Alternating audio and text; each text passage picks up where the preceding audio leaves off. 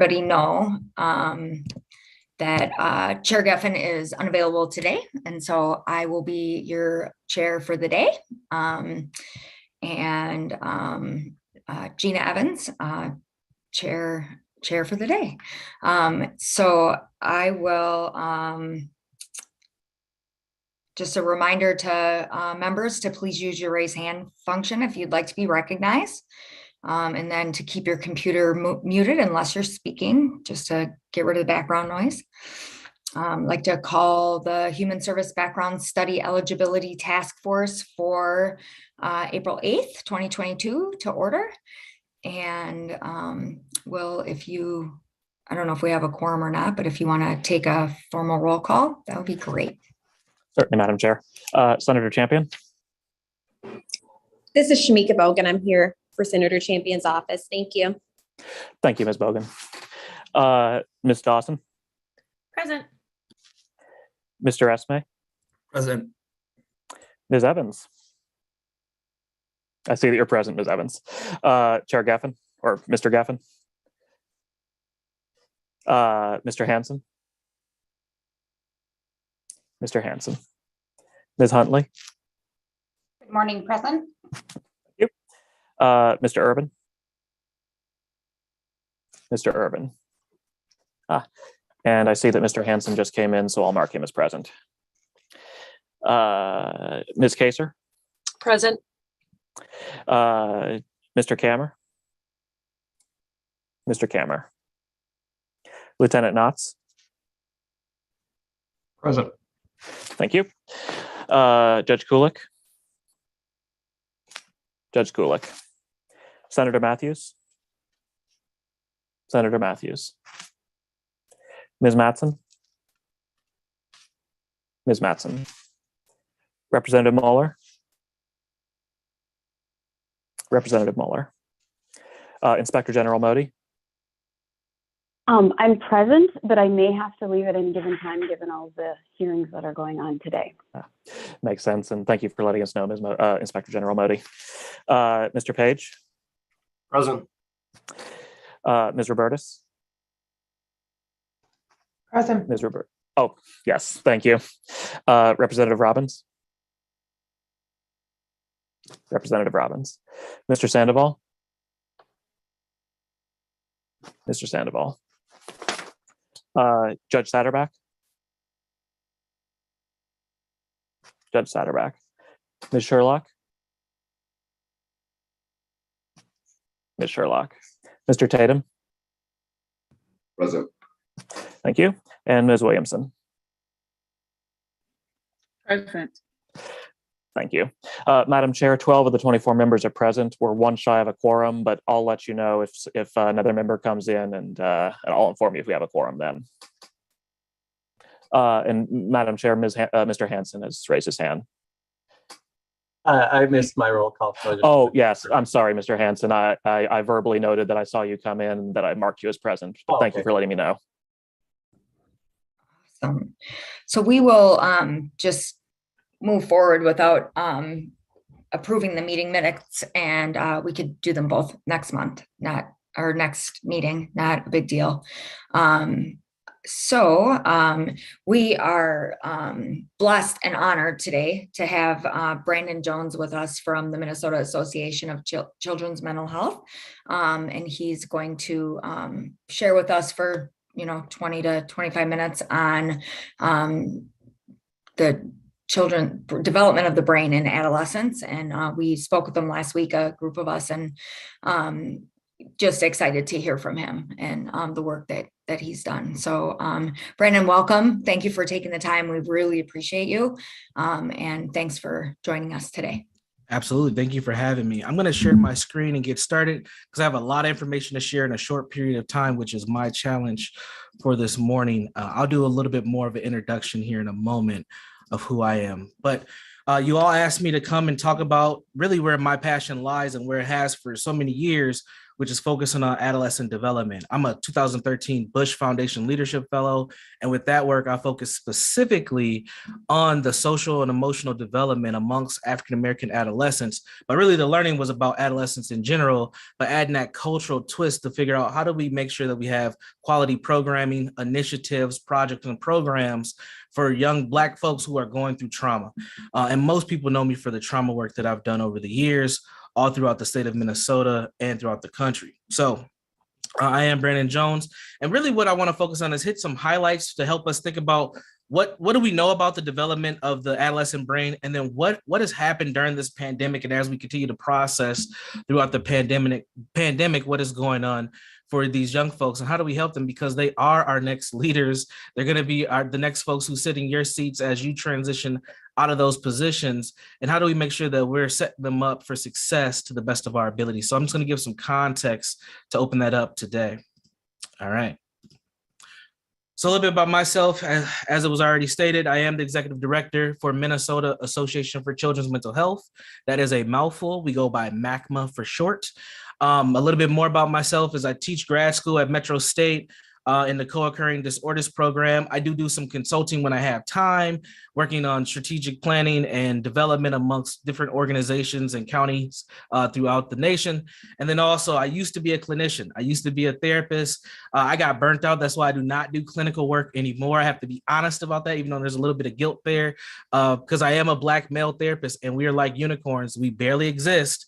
And I'm younger, so taking myself out of that left me in a position where I was like, man, I really don't want to do this. But I knew that if I kept moving on that hamster wheel to a certain extent, I would not like therapy long term. And then we can talk about that at a later time. For those who are interested in my educational background, bachelor's of sociology from the University of Minnesota, master's in community psychology from Metropolitan State University, and then another master's in psychotherapy with the emphasis on marriage and family therapy from Adler Graduate School. So I've been doing this work here in the Twin Cities for quite some time. And then again, as I mentioned already, I'm a 2013 Bush Leadership Fellow. All right. Some of you may know this, some of you may not, but just a few months ago, about 8 months ago now, the American Academy for Pediatrics, along with a few other conglomerates, came together and determined that youth mental health is a national crisis. We are in a national emergency when it comes to children and adolescent mental health. So this rang the alarm. This is something in the mental health world we already kind of knew, but the pandemic just really highlighted how young people are really struggling with serious sustained mental illnesses and emotional health. And there is a slight difference between mental health, mental illness, and emotional health.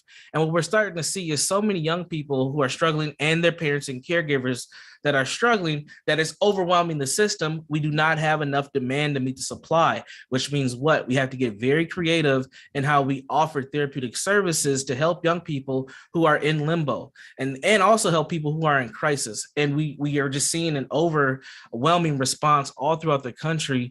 And some of it's pandemic related. I think some of it's dealing with the racial injustice that we have as well, because we're also seeing an increase for BIPOC folks, especially Black folks, who are interested in therapy that haven't been over time, but are now more interested in receiving therapeutic services. And we do not have enough supply to meet the demand. So many, counties and states all throughout the nation are trying to figure out, how do we meet this crisis demand that we have right now, as folks are now interested in receiving those services. So since we have this demand, we need to understand, how does that young adolescent brain develop? And when we talk about adolescence, and this is my age range, you will see different age ranges depending on who you talk to or what entities you're engaging with. But I go from 12 to 24 years old. Really 11 is where it starts, but 24, 25 years old, because at 24, 25, and 26, that's when your brain stops, quote unquote, developing. That doesn't mean you can't change someone's mind. That doesn't mean you can't have different beliefs and things of that nature. But as far as your brain development, the growth of your actual brain, that stops at around age 24 and 25 years old. So let's talk about how adolescents think and process information. So according to Piaget, the fourth and final stage of cognitive development is the formal operational stage. This begins at about 11 years old. So think about 11-year-olds. 11-year-olds are in what? sometimes the 5th grade, sometimes the 6th grade. It may even be in the 7th grade, depending on when they were born. So we're talking very young, tail end of elementary, beginning of middle school. That's when that operational stage, that formal operational stage starts to begin. And you start to see these characteristics of young people. They start to develop abstract thinking and logical inferences, right? So they're starting to connect some dots and start to think beyond just, 2 + 2 = 4. They're starting to piece together things and learn about themselves. They're starting to have some verbal problem solving abilities as well. So they're able to articulate things a little bit better at this age. And if you're a parent, I'm a parent, I don't have an 11-year-old, but she's getting really close to it. I'm already starting to see some of the verbal problem solving where she wants to engage in arguments and disagreements with myself and her mother all the time. And I have to always check myself. It's like, this is just her developmental stage. She's not being rebellious. Be patient with her, Brandon. She's okay. Like, she's just doing what a normal kid's supposed to do as they develop. And she's going to challenge things that she hasn't challenged before. They also have enhanced focus on thoughts and its abstract qualities. So they start to think about their own thinking, which is also called metacognition. So they start to process how they feel about something, why they think this, are they being treated incorrectly, how should they be treated, etc. And then they have thought full of their thoughts are full of idealism and possibility. So they're starting to see and project how they can be in this world, and they're starting to understand, who may betray them, who they can trust, who can they confide in, etc. And then they have hypothetical deduction reasoning, which involves the creating of a hypothesis and deducing its impacts, which provide ways of testing hypothesis. So they start to have their own thoughts, and they start to question the world around them. And they start to say, I think A + B = C, but I don't quite know what B is. So let me go out there and figure out what the B is. I know what A is, and I know what the end result is, but I want to kind of test out and see how can I get there. So they're starting to have these hypothetical and these thinking and these hypotheses about the world, about their existence, even about their own identity. So you start to see that adolescent thinking process take place. So continuing on with how adolescents process that information. So adolescents have they have abilities improved in several areas during this stage. And really we're looking at, again, about 11, 12, so I'll say about 16, 17 is where you see this really on display. So you have that executive functioning, which I'm going to show a diagram here in a moment, but that executive functioning takes place in your prefrontal cortex, the front part of your brain, and that helps with the reasoning and decision-making and your goal-directed behaviors and your ability to self-control. You also see improvement in the working memory. So you may tell a young person something and they use that and they keep that in their working memory and they engage in that information as they go. You start to see enhanced development in their cognitive control. So focusing attention, reducing interfering thoughts, and being cognitively flexible starts to show up. So they start to lean on the ability to think beyond just, simple tasks and simple things that come up. They also have decision-making capabilities that increase as well. This is where you start to see that independence creep up for young people. So they want to go out with their friends and they want to have a cell phone and they want to be on social media with their own accounts and they want that freedom and they yearn for that and they push for that to the best of their ability. So that decision-making. So they start generating more options. They start examining perspectives. They start anticipating consequences. So if I do this and I get in trouble, then this happens, right? And then they also have judgment. They start judging sources as well. So who's telling me things? And if you're telling me something, you see this a lot with young people, you're telling me to live one way or how to behave, but you're not doing that. So you're not somebody that I can trust or confide in because you're not practicing what you preach. You start to see this a lot with a lot of adolescents. And then strongly influenced by their emotional states and their social context. So their friends become very important. Their moods become very important. What happens in their life is almost paramount compared to everything else. So as a parent or caregiver, you may be giving them other information, but if it doesn't check out with their friends, it doesn't make them feel good, they're less likely to buy into it. Their critical thinking also starts to get enhanced at this point in time, thinking of they start to have reflective thinking, and then they also have some productivity thinking and evaluating evidence. And then again, the metacognition piece, which is our thinking about our thinking. So they start to kind of become young philosophers, right? They're starting to understand the world around them a little bit better, and they're piecing together things as they go. and then they start to develop their values. So values are beliefs and attitudes about the way things should be, right? This is where you get a lot of young people who feel about like injustice when things don't happen, and not just big things, like this things for themselves. If they don't get the same amount of allowance as another peer got, then they feel like they were wrongly done, right? They don't feel like they were treated correctly, things of that nature. So they start to understand value a lot more. So individuals attach values to politics, religion, money, sex, education, helping others, friends, family, career, cheating, and self-respect, etc. So they start to place values on all these social factors that take place within their lives. So over the past 4 decades, college students have shown a greater concern for their own well-being. This is the enhancement of mental health. And this is part of what I mentioned, that in the mental health world, we already knew that a lot of young people are already focusing on their mental health and their development. We already knew this because of this. They're starting to show more encouragement and well-being. So stigma around mental health is starting to lessen, and the desire to get engaged in mental health and emotional well-being has increased. So today in the U.S., college student may be shifting again towards a stronger interest in the welfare of larger society. So this is where you see a lot of activism and things of that nature starting to pick up across college campuses and places all around the country. Then we have some moral development as well. So conventional reasoning has recently appeared to be on the decline in a lot of college students. So we have pro-social behaviors, however, increasing in adolescence. So you start to see them engage collectively with one another, standing up for one another.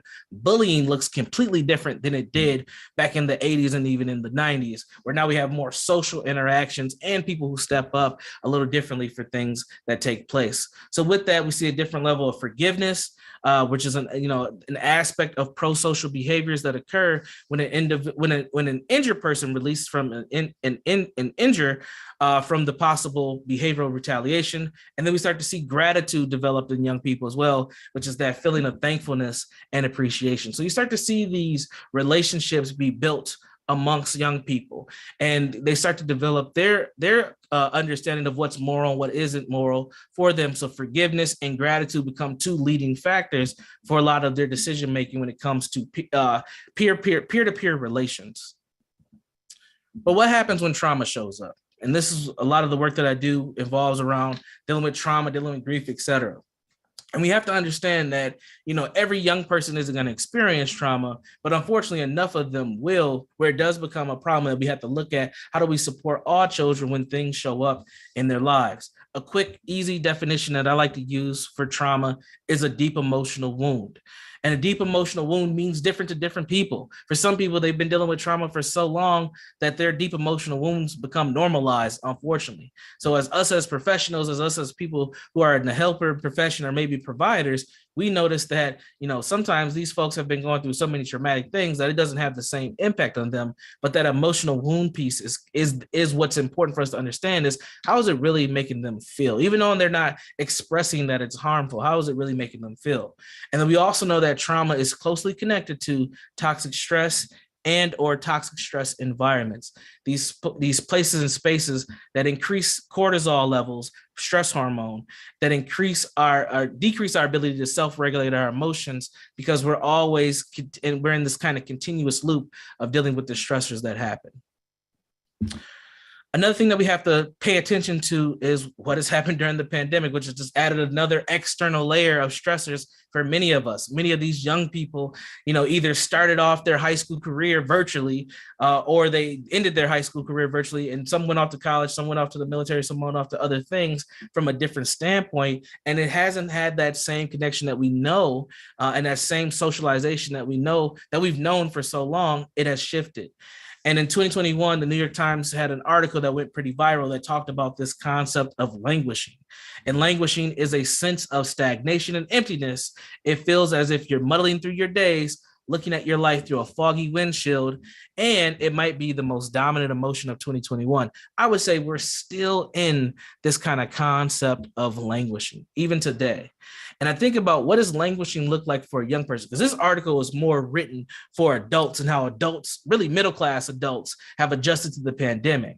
But think about a young person who's just developing. Their brains are still developing. They're trying to figure out their identity, who they are in the world. They're trying to figure out who their real friends are and who aren't their real friends. They're trying to connect with adults and learn and play sports and be in activities. And all these things were disrupted.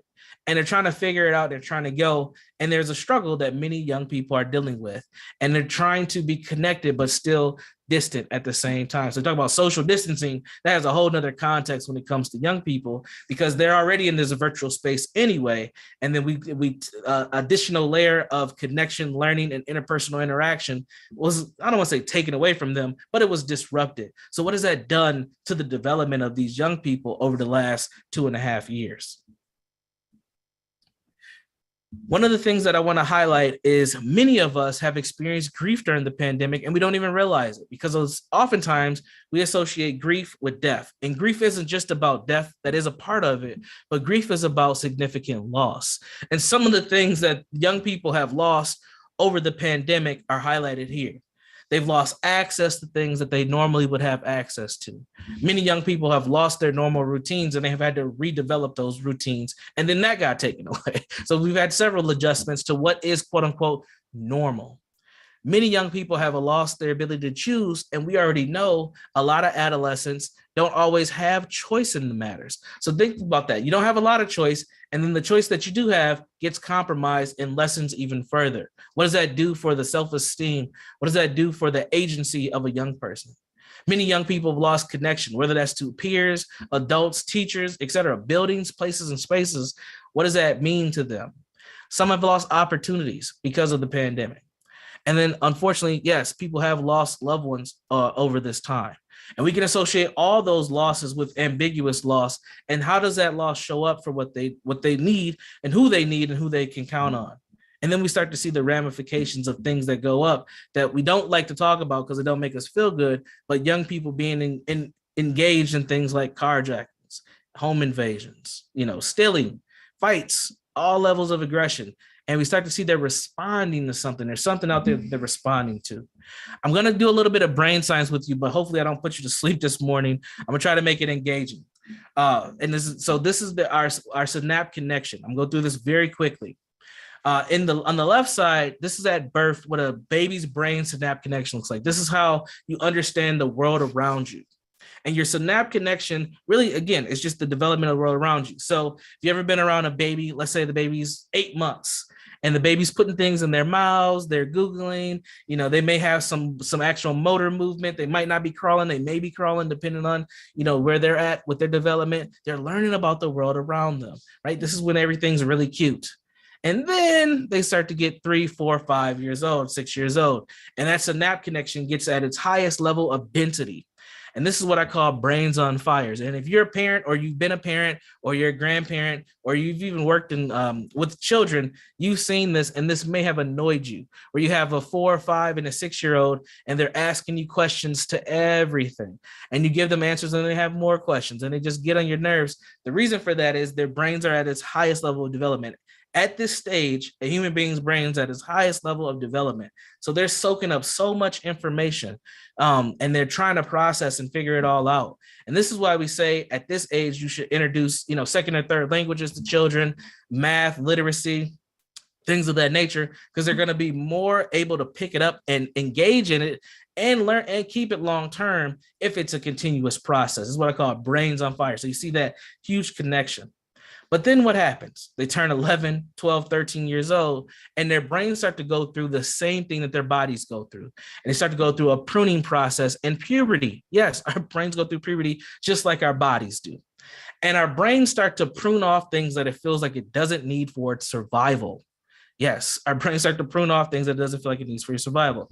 So at this point, I'd like to tell a quick story about one of my previous clients. She's now a junior in college. But when I was her therapist, she was a freshman at Southwest High School in Minneapolis. Young African-American girl. She had just turned 14 years old. She was a freshman. And it was about October when the counselor brought her to me and said, "Hey, Brandon, I think you can help this young lady. I don't know what's really going on, but I feel like she might be depressed." So I was able to connect with their parents. We got her into therapy. Her parents said, yeah, and we were able to engage in therapy. And I asked her a question after I did my diagnostic assessment. I asked her a question that a lot of therapists ask their clients when they're just trying to get to know them. I asked her, tell me about your typical day. And what she proceeded to tell me was very fascinating. She was a young African-American girl. She went to Southwest High School, but she lived over North Minneapolis. So she had to catch a bus downtown and then another bus to get to Southwest so she can go to school from downtown to Southwest Minneapolis. Now, the reason why she went to Southwest, because her family used to live in the neighborhood, then they eventually end up moving, but they wanted to keep her in that same school. So she tells me about her morning. She typically woke up at about 6.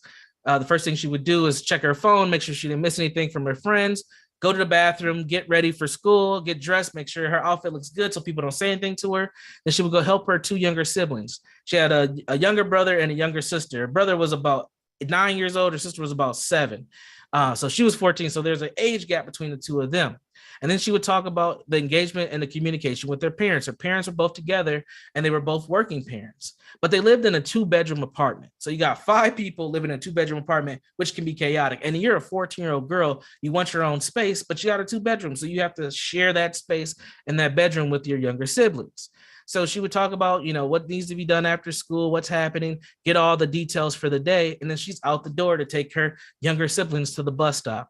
So she navigates through that apartment complex, takes her siblings to her bus stop, and then she goes to the Metro Transit bus stop to get on the bus. I don't know if any of you've ever rode the light rail. I don't know if any of you've ever been on the bus, but that is toxic stress in itself. Anything can happen.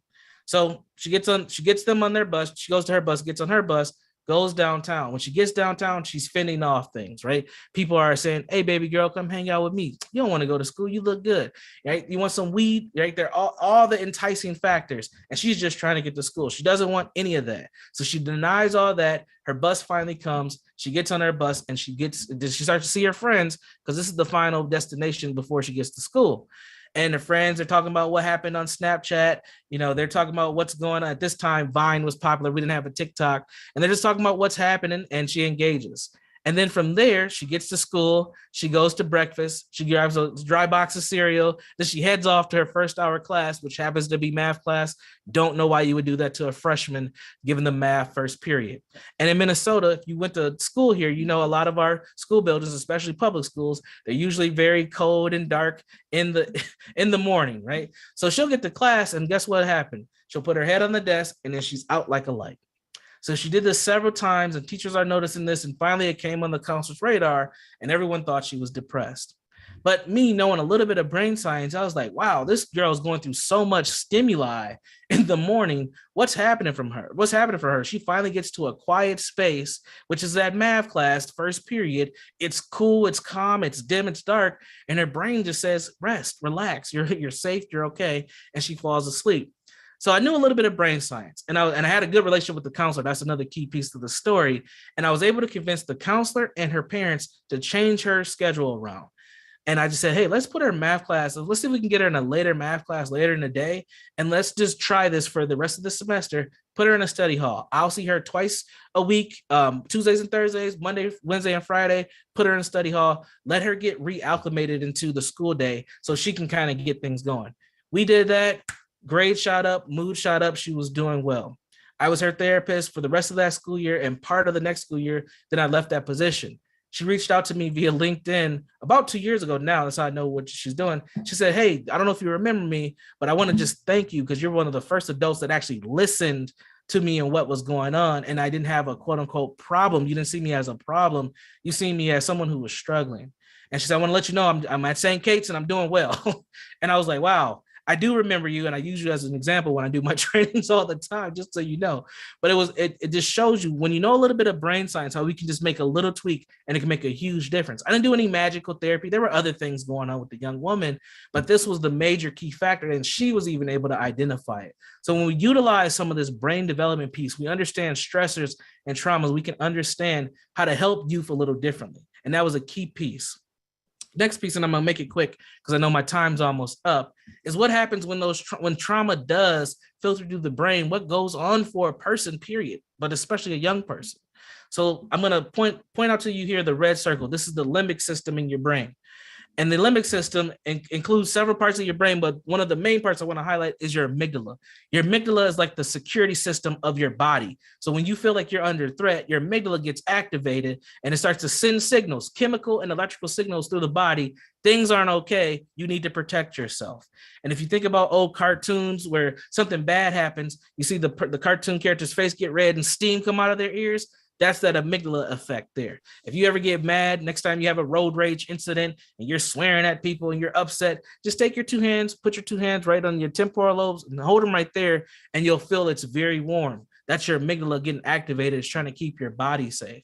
What happens when that takes place is that you're not getting the correct chemical and electrical signals to that prefrontal cortex part of your brain.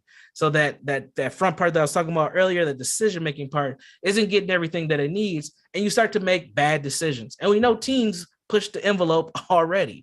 So if they're under a lot of stress and they're not being able to make those executive decisions and those rational decisions, they start making mistakes. And if you work with young people like I have, and they've done something questionable, and then you ask them, why did you do that? What do a lot of young people say? I don't know.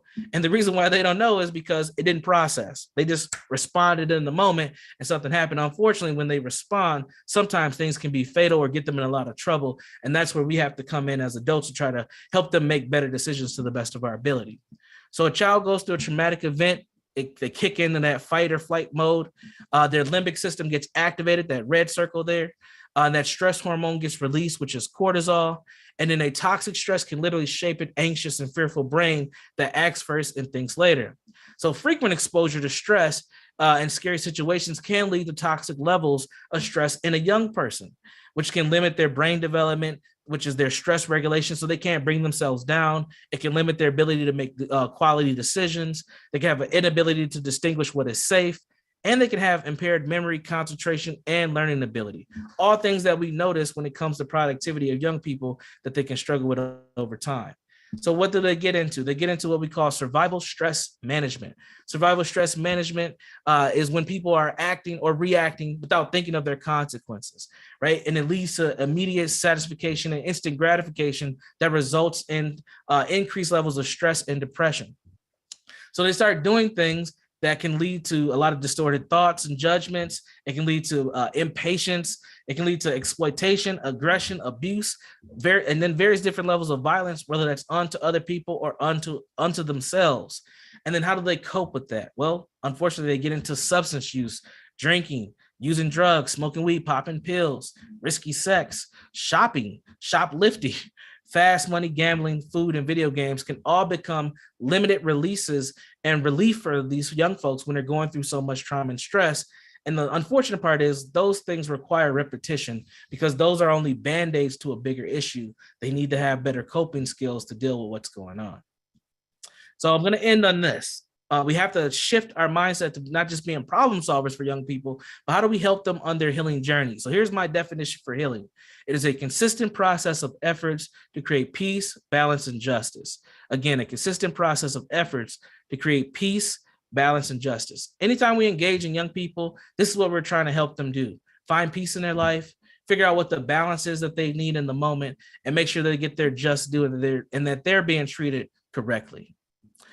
So when it comes to mental health and mental health justice, what does it mean to us? Well, for people, communities, and individuals must refuse the denial that things are just okay and confront the stigma of mental health. Feel comfortable enough to seek professional help and be willing to change patterns in their lives to be better. So engage in that conversation. Right now, we have a demand. We need to engage those folks while they're here at the door saying, hey, I want some help. And then from an institutional level, the mental health systems must have treatment services that meet the cultural needs of communities and resources to address the continuum of mental health needs. Those who need the most help get the most help. And that's one of the best approaches that we can have when it comes to mental health. And with that, I'm done. I'll take any questions. If you don't have any questions now, my contact information is on the screen. And if you'd like to connect with me via LinkedIn, you can use the QR code right there. So thank you. Thanks, Brandon. I have questions, but I'm gonna let others go first. Go for it. Josh. Hey, Brandon, first of all, thank you so much. That was so informative and so helpful. I'm wondering if you could talk a little bit about how we should be thinking about the implications of everything you've been talking about for, the issue that we're dealing with, which is background studies for people who are going to be working, usually as adults, they're into their adult life, and now they're working with vulnerable people. Yep. And the statute that we're dealing with uses juvenile delinquency records, just like it uses criminal records. Yep. And it gives them basically the same, I would say, predictive weight. It treats these acts that are committed by juveniles the same as adults in terms of whether someone should be disqualified for working with vulnerable people as an adult. And I'm wondering, I guess, if you can talk about sort of the difference when a youth's brain is developing compared to when they are fully developed, in terms of whether or not that risky behavior that you were talking about is going to be predictive of future behavior once they're an adult. Yeah, great question. Great question. I would say that it is not a predictor. I mean, think about ourselves, right? Some of us who don't have juvenile records and some of the things that we've done and just didn't get caught doing doesn't mean that we're going to continue to do those things as more mature adults, after 25 years old. I also think that a lot of times those folks who do have those experiences where they did, get put on juvenile probation and develop records, sometimes those are the best folks to do the work because they understand. They've been connected. They've been in the same shoes and they've had similar experiences as the folks that they're trying to help. And that can also be a motivating factor to the population we're serving, because they can see that they've overcome. And it's not just someone who got a degree and got a good job and now they're here to help. Someone who has that lived experience can be valuable. Unfortunately, I think through a lot of systems where we do have people who have records that aren't sealed or do come back to haunt them, that is something that we do need to think about. Is there some type of retribution? Is there something that these people can do to show that they're beyond that point? Or can we just let it go altogether? And I think it is important to do that. I personally had a staff who unfortunately got himself into a situation where he does have a record, and he's working on that now at 38 years old, still to try to get that sealed where it doesn't affect his job ability. But he was one of my best staff because he lived that. He was able to overcome that, and it was a mistake made in his younger youth, but he didn't make any other mistakes. That was the first time he ever got caught doing anything, and he was one of my best staff. To this day, still one of my good colleagues, and I try to assist him. And I would hate, and he so many opportunities that he just missed, but due to the fact that he did get, unfortunately, he got convicted of something that he did not necessarily do. Now, that is not going to be the experience of everyone. Some people aren't going to mature and mature out of that, but I do think that we should be able to give people their just due, and not judge them based on something they did when they were 16, 17 years old. Does that help answer? Does that answer the question? Yeah, it does. Thank you. Yeah, thank you, Josh. Judge Kulik? Thank you. Mr. Jones, great. I only caught the tail end. I had court hearings, but I wanted to get as much of this meeting as I could. I have a real interest in this. I was a juvenile public defender, and I have a juvenile caseload right now. Okay. And I want to just share one thing I experienced to see if it's consistent with what you know.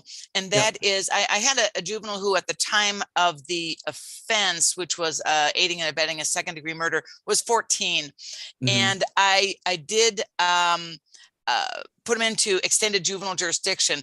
And it really seemed appropriate that we would have more rehabilitative jurisdiction for a longer period of time. Yep. And also during the certification study, this now 15-year-old was diagnosed for the very first time with being on the fetal alcohol spectrum, which I was told affected his ability to do impulse control. Yep. And his a tendency toward affiliations with, who he considered like social family. Yep. Is that consistent with what you know too? Absolutely. And it's unfortunate that it took so long and this incident to get, this person properly diagnosed, but that is very consistent. And a lot of times you see these young people who do find themselves with these social families due to that family disruption that happens earlier, like fetal alcohol syndrome. And unfortunately, what ends up happening is they may have shown behavior problems, or they may have isolated and avoided things, and things haven't got picked up until they got in trouble. And I think that we do have to have more upstream services and better abilities to assess things so that young people don't find themselves in those situations. But that is very common, especially with fetal alcohol syndrome. That's one of the more tricky diagnoses when it comes to emotional regulations, because it's not always visible. It's not something that you always pick up on. And a lot of times those youth just seem to be, have reactive attachment disorder. So they're not as connected to some people, and they have hard times judging who to trust, who not to trust, what's risky behavior, what's not. And it just seemed like these young people are just, deviant, but sometimes they actually have an actual condition that's going on that just hasn't been assessed. But yeah, that is very consistent. Thank you. Yep. Thank you. Brandon, do you have any data that shows that X amount of time without any additional conduct or crimes is less risk of harm for young people, or that any certain type of conduct, like, we're looking at this list, we have all these lists, right? We're going through all this data, and like, there's some stuff out there about like arson, that repeated arson is something that is, diagnosable or whatever, that, because we're just trying to figure out, like, is there any of this stuff that just has to be a hard and fast no? And so can you give us any insight or any data that we can just like kind of hold fast to? Because it's about risk to the public, right? We want to protect folks if need be. I don't off the top of my head, but I'm thinking about the National Institute for Traumatic Services. I think that's what it's called. They may have, they may have some data. I would have to swing back and give you all some resources on that. I don't have anything off the top of my head, but and this may be a little bit more anecdotal, what I've noticed is when you are able to put people through treatment and it's effective, the length of time is important, but the rapport that they're able to build in that treatment is key. So a lot of times young people who have issues like arson and things of that nature, they have dysregulated relationships, or they feel abandoned, or they have attachment issues. And then for those folks to build those quality relationships throughout treatment, and if they have additional supports once they are released, they end up having better outcomes later on in life. And those types of research studies around attachment issues and relationship development and resiliency has been done, and I can send you some resources on that.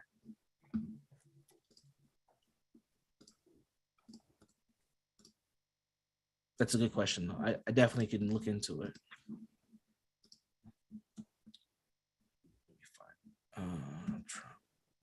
All right, Josh. Any other questions?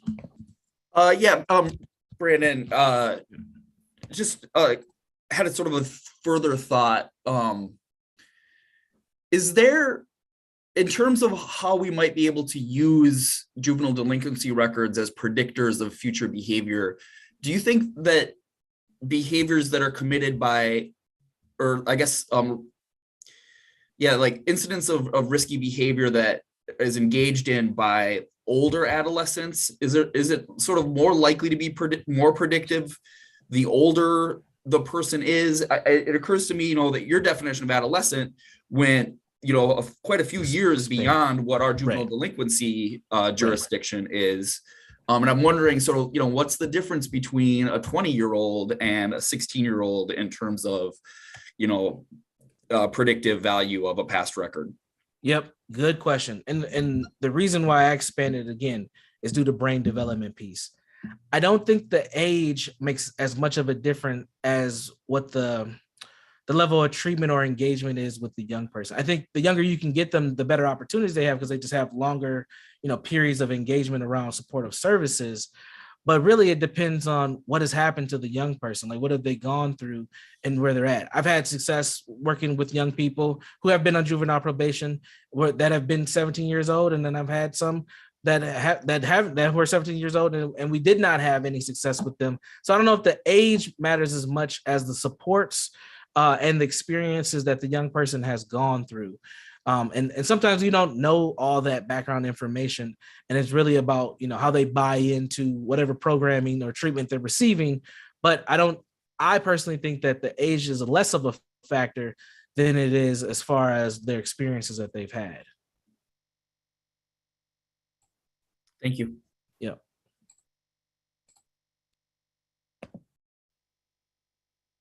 All right. Any other questions for Brandon? Thank you so much for coming. This has been super helpful. Really appreciate you. Absolutely. All right. Well, thank you all. I think if you didn't get my email address, I'll make sure Gina gets it. It can spread it out to folks. So if you have questions later, feel free to ask. I appreciate all the effort that you all are doing for the young people here in the Twin Cities. Awesome. Yep. And we'll get any follow-up questions to you. And again, thanks for being here. Very much appreciate you and the work that you're doing. Absolutely. You And all you're take care. welcome to stay or go. I have a board meeting at 11, so I have to jump. All right. But I appreciate you all. Thank you. Perfect. Brandon, thank you. Absolutely. Bye-bye. So we're gonna move on to the next agenda item, and that's the work that Will did around the stuff that disqualifications or remedies. One of them asked the data group to do on the top 10 disqualifying crimes and evidentiary standards. So Will's going to present on that a little bit for the group. Thank you, Madam Chair. And I'm going to share my screen here, actually. So by way of introduction, the disqualification subcommittee was interested in receiving some data analysis from the data subcommittee, essentially about what were the most prevalent crimes or conduct in the 245C15 list that lead to disqualification for the various look-back periods. So for permanent disqualification, for 15-year, et cetera. And they were also interested then in what were the evidentiary standards used to make those determinations. So, for example, if a pretty prevalent crime leading to a 15-year disqualification was due to predominantly to conviction, and another one was due to adjudication of delinquency, that would be potentially significant for their work. So this is sort of overview of the preliminary results of that analysis that I and the data committee have been working through together. And I'll also actually just send out copies of this presentation after the meeting. Apologies for not doing so before it. So you can look over this at your leisure, but feel free to stop me at any point as I go through these slides. I'm going to try to leave them up long enough for you to read them, but a lot of data here.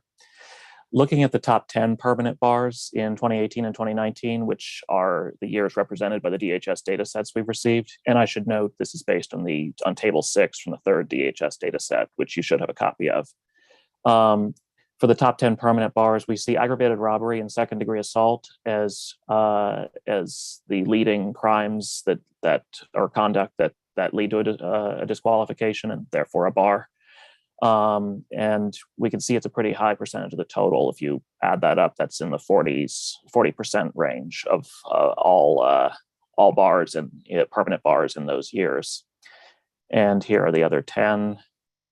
I neglected to do this for the 10-year bars because it essentially wasn't very much. There weren't very many of them, and it wasn't a data set I could do this sort of analysis with in that table. Moving to 15-year disqualifications, we see controlled substance crime in the 5th degree and theft as leading disqualifiers. Again, these are pretty large percentages compared to getting a little further down this list. Much less, the other crimes or conduct in the 15-year disqualification part of 245C15. Moving on to 10-year disqualifications. Theft by far leads the pack here, followed by financial transaction card fraud, and definitely some exceptions to this generalization. This generalization, but as a generalization, we see a lot of crimes of of property or fraud here. Again, with some exceptions like domestic assault, but a lot of those sort of crimes. Moving on to 7-year disqualifications, theft is approaching half of the disqualifications in those years, followed by domestic assault and assault in the 5th degree, and various forms of maltreatment. And finally, just for the sake of completeness, there's the category years disqualifying not entered for offense on that table 6, where again we see theft and 5th degree controlled substance crime as really leading disqualifiers here. I apologize for not having this data side by side. Oh, Mr. Esme. That last table, what does that mean? The disqualifying years not entered. Mr. Esme, I'm not entirely sure. I wonder if we could defer to do we have a DHS member present? Yep. Kulani, do you know, we asked Emily and she was gonna get with you guys. I know you're buried. Yes. We are pulling what we have as the best data in our system, and we do acknowledge that not all of our data has fully been cleaned up or updated. So this is not information that is in a format that we would be able to enter the disqualifying year's information as it's housed in our 2018 and 2019 data. We have it on the individual level, but we would have to look at every individual record to update and to clean up our data. So we are providing you the best information that we have based in our system, but as with all systems and data, we're always going through constant cleanup and updates of it. So this is. So you don't know is what the deal is. You just don't know the year. We know, we would know the year and having that for each individual specific record, but it's not entered in a way that we're able to pull aggregate information for you all. Got it. So this is just a relic of the data being incomplete, not of these cases being treated any differently than any other cases, right? Yeah. Correct. Thank you. Thank you, Inspector General Modi. And I guess I'd note on my end, this is a few hundred cases for these categories versus in the thousands for these other disqualifications. So as an artifact, this is, I don't want to say insignificant, but we still see a lot of very good data for these specific disqualification periods. So again, I do apologize for not having this data side by side. It's been a sort of a mess, to be honest, to sort of format all of this. But with this presentation, I'll then take those lists of top 10 crimes and look at the evidentiary standards that led to those disqualifying determinations. And by way of explanation, for anyone watching this, for example, if you're following this this presentation posted on the task force website, this is again derived from the 3rd DHS dataset, table 6, and the symbol NA in here refers to percentages that are non-zero, but that we can't precisely calculate because in the DHS data set, single-digit numbers are represented as less than 10. Oh, and Judge Kulik? Oh, I think you're mute. Oh. Yeah, I am. Okay. I have to run and so I got as much of this. This has been a wonderful meeting, and this is only slightly off topic. But I had when we are considering and getting some evidence and maybe even data about kids who reoffend, the likelihood if they weren't disqualified forever, that it would be a problem. What I fear is that it's going to be almost impossible to get good data because once you have a conviction for like felony level when you're young, you tend to get trapped in the same thing. I sentenced a man yesterday and his first felony conviction was at age 18 and it was for aggravated robbery. And you can well imagine he was also a high school dropout.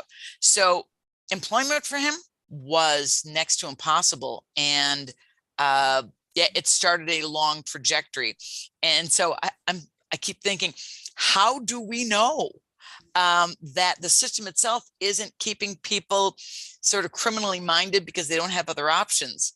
Instead, it's not like we have a control group of people where we didn't disqualify them and how'd they do. So that keep on keeping on. I look forward to the next meeting. Sorry, I got to run back to court. And thank you for the insight, Judge Kulik. That, well, as a non-member, I won't comment, but yeah, I'm sure the members have a reaction to that. So that's just sort of the explanation there. So looking then at that list of top 10 permanent bars from 2018, we see, for example, about a quarter of disqualifications and therefore permanent bars for aggravated robbery in that year were due to an adjudication of delinquency. Just to highlight that. And nearly half of criminal sexual conduct in the second degree, which I'm going to be jumping back and forth, I apologize, but that represents a much smaller number of cases, but it's still 7.5% of the permanent bars in that year in total. So yeah, a lot of variance here in the evidentiary standards used. As one might expect, conviction is generally the most prevalent evidentiary standard, but not always, as for example is the case with criminal sexual conduct in the second degree. Moving on to 2019, essentially the same analysis, I'd say. Although I'll point out we see these some relatively high percentages of the preponderance of the evidence standard being used. For example, for assault in the second degree, roughly a third of determinations. Well, I have a question for one of the lawyers in the group on this. So in these POE cases, is it that the people were not convicted in those cases and they're using the court records to keep them from working anyways? Or is it that they pled guilty to a lesser crime? Or can you explain this to me a little bit better, how these are listed under preponderance of evidence and instead of, like, now that I'm looking at how this is like this visual is super helpful to me.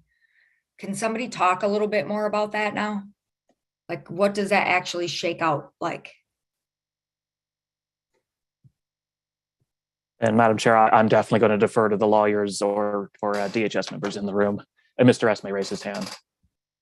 I don't know if I'm the best person to answer this, but I mean, I can just sort of speak anecdotally from what I've seen, is that I think it can happen either way. So say you have somebody who is arrested for second degree assault, then that will have created a bunch of records. If they're booked, it will have created a BCA record that will list that the thing that they got booked for was a second degree assault. It'll also create a police report where law enforcement will document their investigation, their observations that substantiated their decision to arrest this person for second degree assault. And then what can happen with the case after that is it'll go to a prosecutor who will decide what to charge. And they may or may not decide to charge second degree assault, but if they do, then it could go to court, it could go to trial, there could be an acquittal, they could also go to court, there could be a plea bargain, maybe it gets plea bargained down to a misdemeanor, maybe it gets plea bargained to a fifth degree assault. Or even if it doesn't ever get charged, in any of those circumstances, there is still the BCA record that lists the second degree assault as an arrest, and a police report that documents evidence that the person committed the act that meets the elements of second degree assault. And at least theoretically, I defer to DHS to exactly the nuances of how they sort through those things, but at least theoretically, the statute requires DHS to issue a disqualification if they look at those police reports and determine there's a preponderance of the evidence that they committed the second degree assault, regardless of the final outcome of the criminal case. And please correct me, anyone from DHS, if I'm wrong on any of that.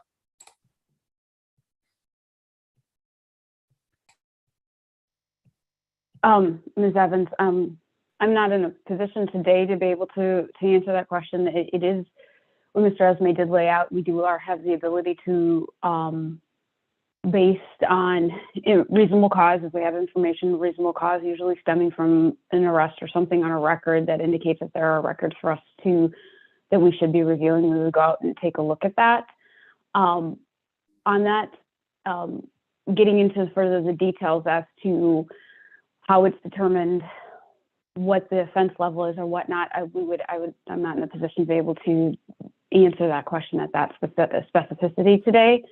On that, I will say that we aren't requesting, or for most cases, we're not requesting records where there's just an arrest only, looking to see that there's either an arrest and or with the charge or other proceedings that had happened in the case. But at this point, I'm not able to speak with any more specificity. Okay. So not arrest only. Okay. Right, but I think we've heard about that before, that is current department policy, not something that is a rule mandated by the statutes. That I only bring that up to say I think that is something that could change if there was a new commissioner with different views on how tough they want it to be. Mm-hmm. That is correct. And then I do suggest I've received a note that the presentation that was given on TOEs to the Revenue Subcommittee does go into greater detail and answers those questions, Ms. Evans. Yep. Thanks, Ms. Modi. And Duan? actually, I can just share a copy of those slides for that DHS presentation with the whole membership. I was gonna just share, just elaborate what you were saying, Mr. Esme. Just go along with that, like an example. The aggravated robbery, I had that. That's the charge that they booked me under, and brought me in. It was the situation was another drug dealer in the same neighborhood. You're not supposed to be selling over here. Gangs ownership area. Went to court. They dropped it down to I was young, didn't know any better. I feel like I could have beat if I would have knew better now. I wouldn't have, because he wasn't going to court and stuff like that. So they talked me into it, trying to putting it down to attempted aggravated robbery, all the way from aggravated to attempt. I'm like, you'll let me out of jail then? So I got out of jail right away. So I just pled to it. Guy wasn't even going to come to court. Another guy on the streets, so doing the same thing I was doing. And not having the knowledge, not having that knowledge. Not saying I was right or anything, not like that, but just in there at being able, having more knowledge. I don't feel like I would be in this position or resources or somebody would, But it went from, extreme to, it's not really a big deal. We'll let you go home if you sign this, So I just feel like I'm in a position like that. And like the guy was talking about earlier, like the criminality of it, seem as norm, not seen as not even a crime at the time because of the mental, like you said, the mental aspect of it, like where you are in the environment you're in. This is your norm. If you're not, then you are a victim, So that's how I've seen it, It's wrong. Yeah, like you said, I just wanted to connect that, Mr. Esme, like you said, I get pled down and go from here to here, and yeah. And how old were you, Duan? I was 18 at the time. Yeah, I had just turned 18. It was the first time I ever had a crime, had no felonies or anything, nothing. Firing off a gun in the city limits at the time was not a felon, but that was the first felon I got for a situation I had from territory. It was territory. He knew he shouldn't have been selling over in that area. So, we took his drugs. Didn't hurt him. Nobody got hurt. Just left. Went on, no punching, nothing. But I got aggravated robbery for it and pled down to attempted aggravated robbery. Yeah. And how old are you now, Duan? 46. Yeah. So man, I'm criminally barred from that. I'm like, wait a minute, So at first it was fine. Yeah. So yeah. Thanks for I'm sharing. done. I just wanted to share that. Yeah. Josh?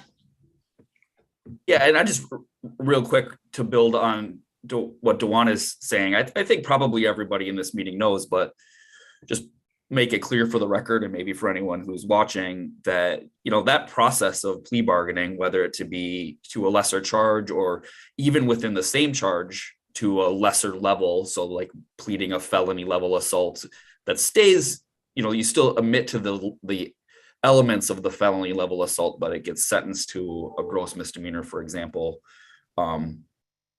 Those are, very, very common outcomes in the criminal legal system. It's in some ways built to do that.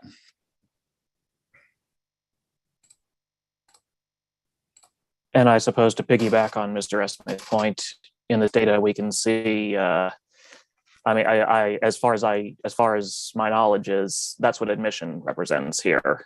And so, for example, about a third of permanent disqualifications in 2019 for third-degree criminal sexual conduct were based on an admission. And Madam Chair, Ms. Williamson raised her hand, has raised her hand, and Ms. Kaser had her hand raised, but has lowered it. Actually, can I just really quick respond to Mr. Vogel's comment? Because I actually don't think I think that's part of the story, but not exactly right. Okay.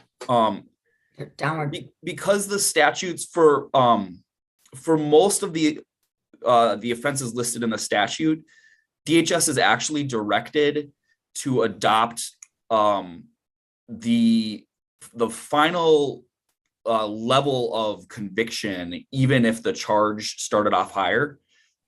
So you'd actually you would get if you got a felony charge that was pled to a gross misdemeanor, you actually would have the disqualification period that is applicable to a gross misdemeanor.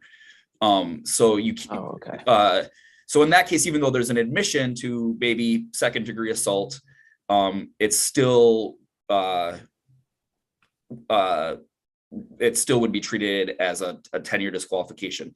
The place where this admission really comes in, I believe, is with a disposition called a stay of adjudication, which what happens with a stay of adjudication is the person pleads guilty, but the judge does not fully accept that plea and turn it into a conviction for the thing that they pled guilty to, puts them on probation with the sort of agreement being that once they successfully complete probation, the case will be dismissed.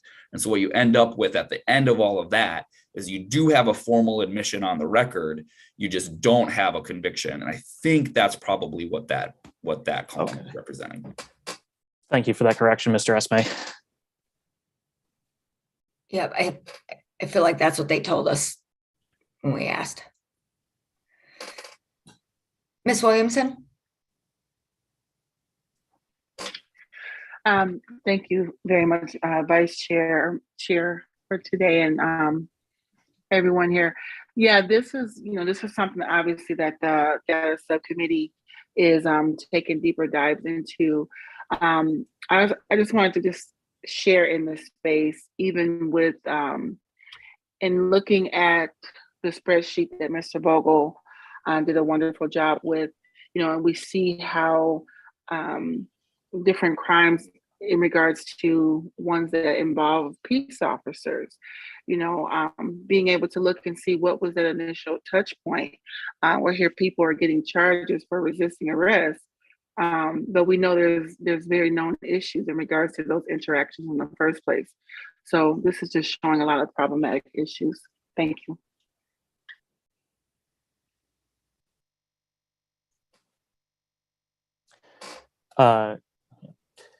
Madam Chair, I'm going to continue my presentation, but just let me know if you want to call on anyone or anything like that. I'm keeping an eye on the group. Go ahead.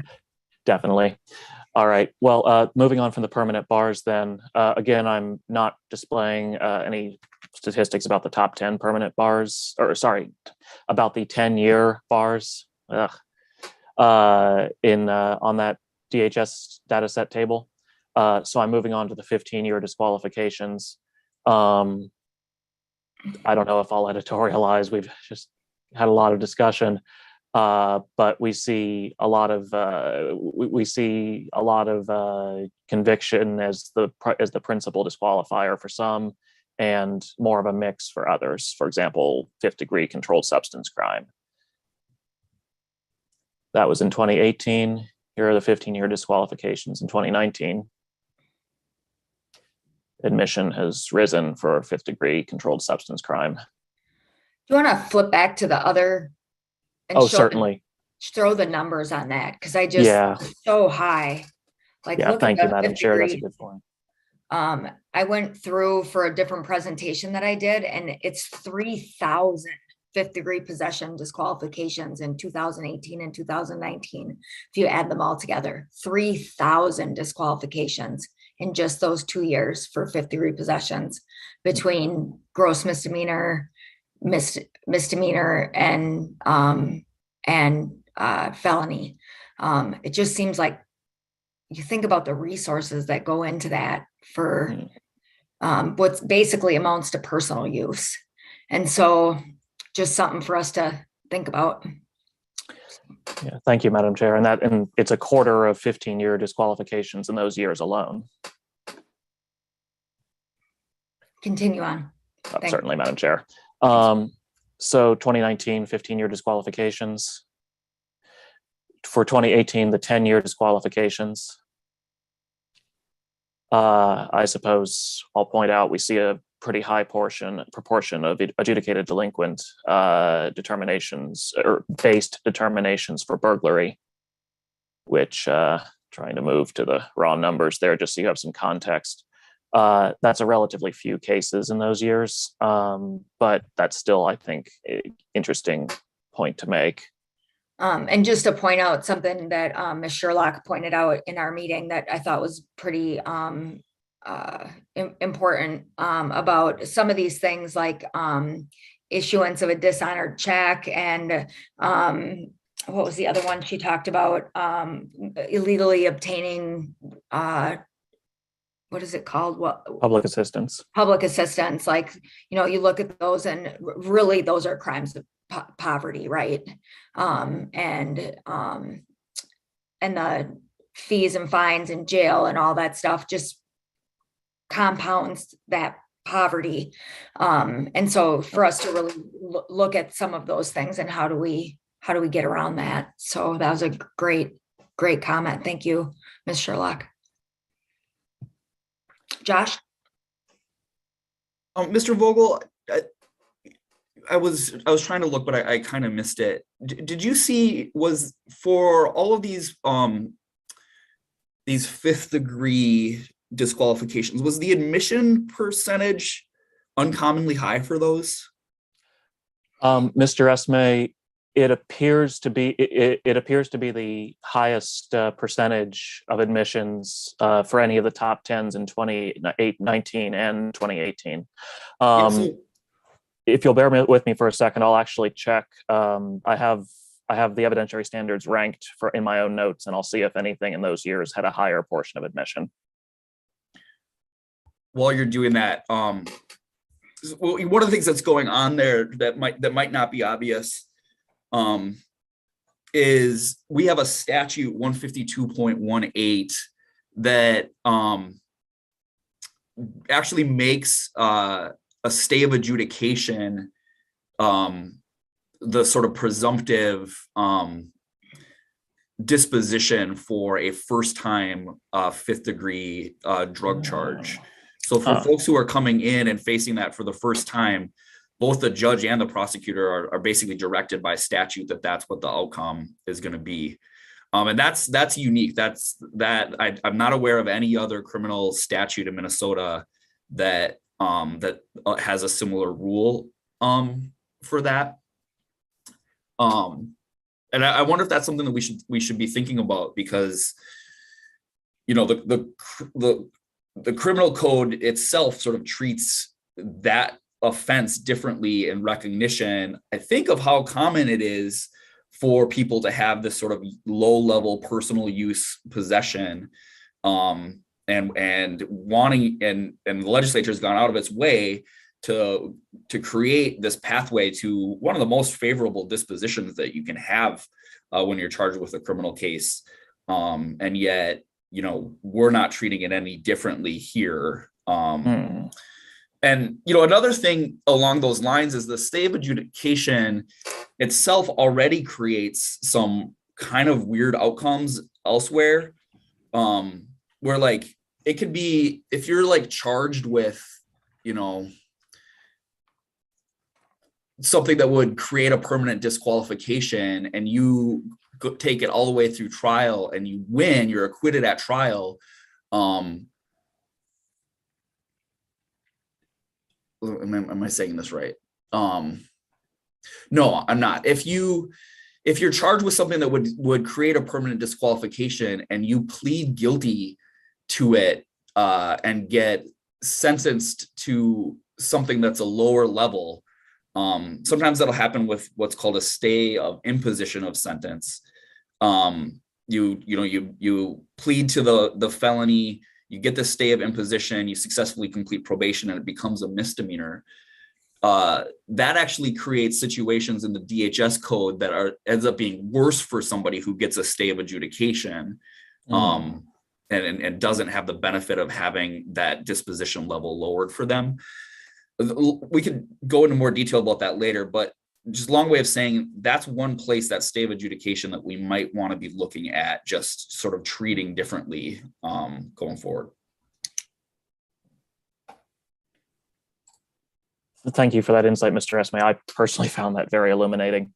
In answer to your question, in 2018, fifth degree controlled substance was indeed the highest portion of admission based disqualifications. In 2019, it's only led by aiding an offender at 42, which was 42% of which were based on admission determinations rather than this 40%.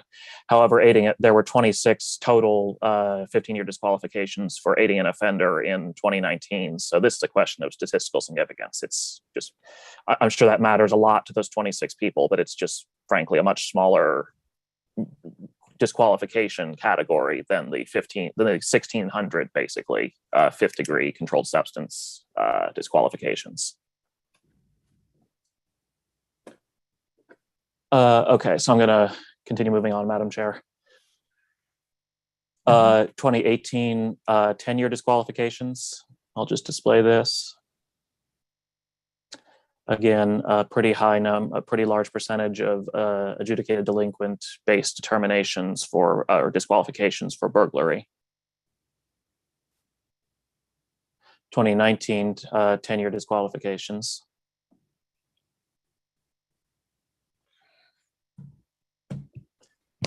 2018 7-year disqualifications. Here I'll point out the high portion of domestic assault disqualifications based on a preponderance of the evidence standard. 2019 7-year disqualifications. Again, we see a lot of use of preponderance of the evidence standard for domestic assault in particular. And then finally, this category of years disqualifying not entered for offense, which thank you for illuminating me and us, but me, Inspector General Modi. Yeah. And 2019, years disqualifying not entered for offense. So I'd be happy to pull up any of these slides as you have your discussion, or if you have any questions, members, I'll try to respond to context cues. But yeah, essentially that's that initial analysis in response to that request from the data subcommittee. So thank you, Madam Chair.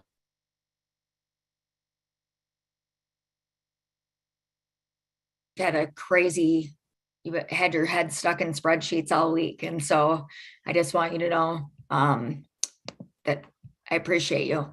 So any comments on any of that? Anything that stood out to the group?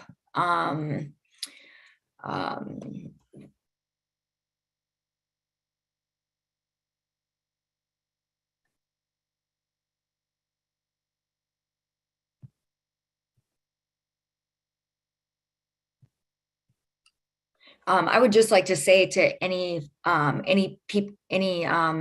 observers that are watching, if you all have any thoughts, there's a box on the front page of our website, and you're welcome to share anything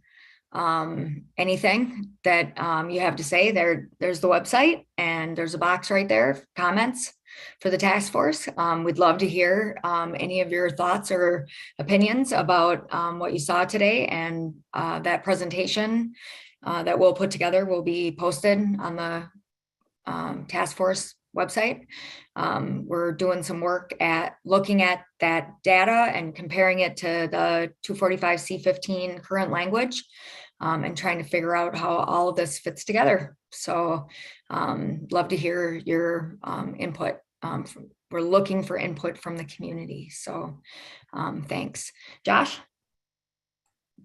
Yeah, just sitting here thinking more about that stay of adjudication issue that I highlighted while we were going through it. And I think one thing we could look at doing is treating stays of adjudication differently. But another thing that would take care of that problem that I know the group is already considering is just doing what most other states do, which is only disqualify people based on convictions in the first place. And if we did that, we wouldn't have to treat stays of adjudication differently because they just wouldn't be convictions. So I just wanted to, that thought occurred to me after I stopped speaking last time and wanted to put it out there. Yep. That I think as we look to recommendations, like right now it's just looking at all the information, but as we look to recommendations, I think looking at why we are an outlier, what other states are doing, and what the Fed's requirements are is going to be super important to us. So yeah, it was very interesting to me, just to hit the point home again. If a judge wants to make sure when they sentence someone that their work ability is not impeded in any way, the only way they can do that is by sentencing them with a continuance for dismissal. Otherwise, any other way that they sentence them is going to impact their the DHS, is what we were told in the, I don't know, one of the committees we were, remedies maybe, or yeah, I think it was probably remedies. That's what we were told. The judge has to sentence them with a continuance for dismissal. Otherwise, it ends up in DHS's records.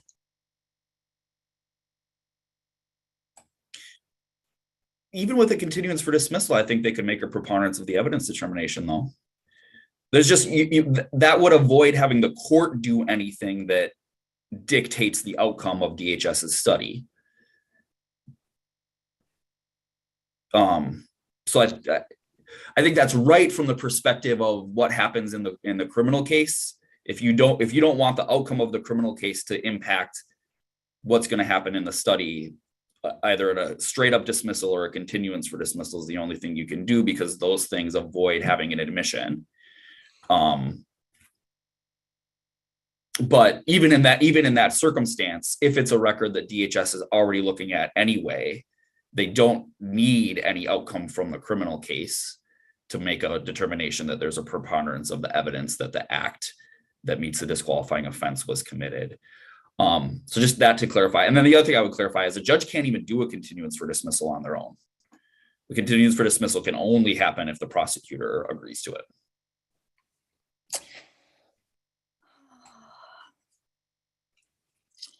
All right. Any other comments or thoughts?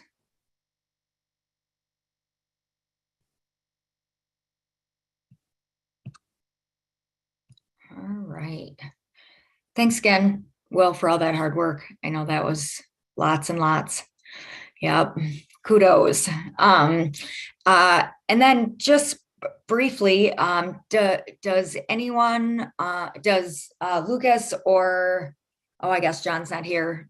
Lucas, do you want to? Madam Chair, I think Ms. Dawson's actually stepped out.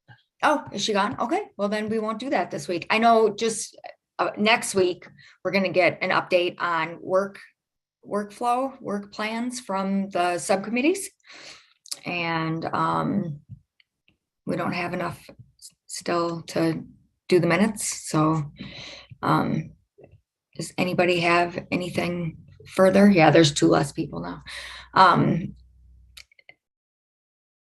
Anyone have anything else they want to add? Or Tashonda, do you have anything you'd like to add from data?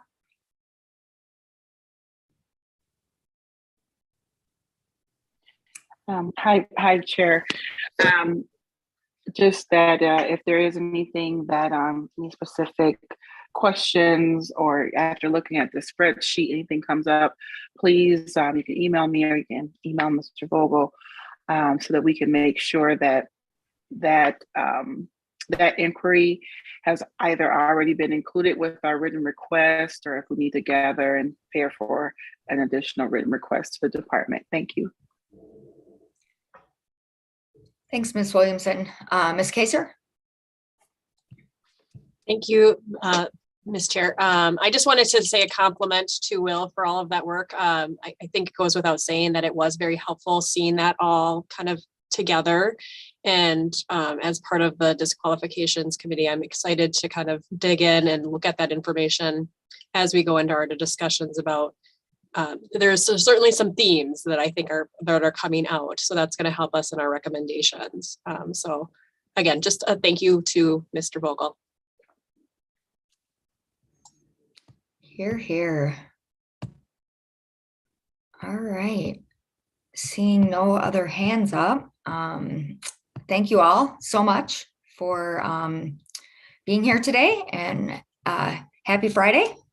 I will declare the meeting adjourned. So thanks, everybody.